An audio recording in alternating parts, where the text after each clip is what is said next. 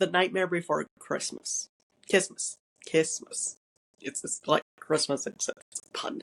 So we follow a world where holidays have a royal family in them. And we follow Cole, that's a unique name, but Cole, who is going to become the next Santa Claus.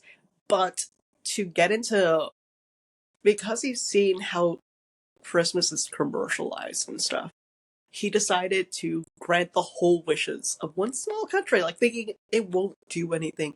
But he basically destroyed the whole economy of that country by granting everyone's wish on that country, and that's kind of hilarious, and I absolutely adore it. Um, it's kind of like Bruce Almighty, that whole scene where he's like gives everyone their wish, and everything is destroyed by doing so. But it's about him trying to find a love for Christmas. Him dealing with a lot of emotional issues with Christmas. Like, I get that. But he can't not love Christmas because he's the prince of Christmas.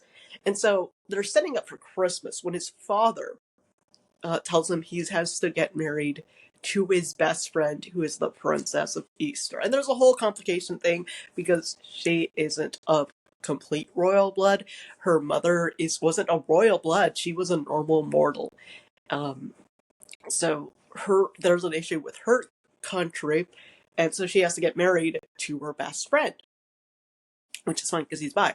But the Prince of Halloween comes in and goes like, we see what you're doing. You're trying to take over the holidays, the whole holidays of that time period, because you just want to make a Christmas-like thing.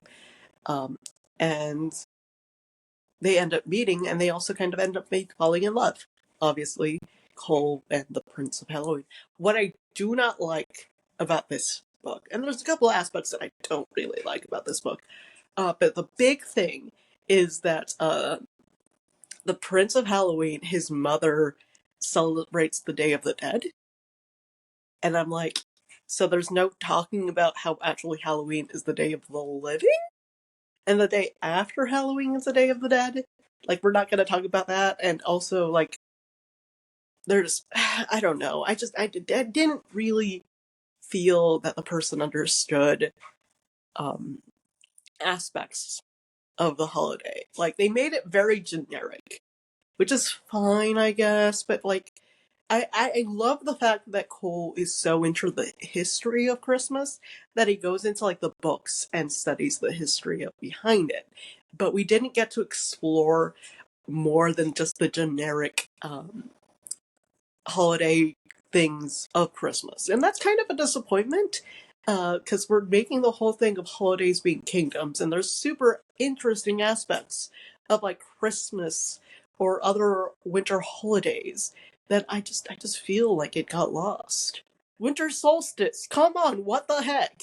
We're not talking about the winter solstice? Or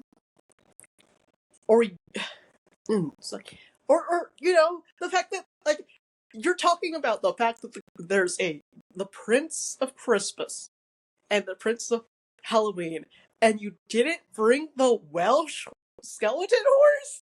Like, I think it's Welsh, but there's like a Christmas tradition where a guy dresses up as with like a horse skeleton, and he's like does like rhymes, and you have to rhyme back to the skeleton prince and the guy with the skeleton mask, and if you don't, you will have to give him beer.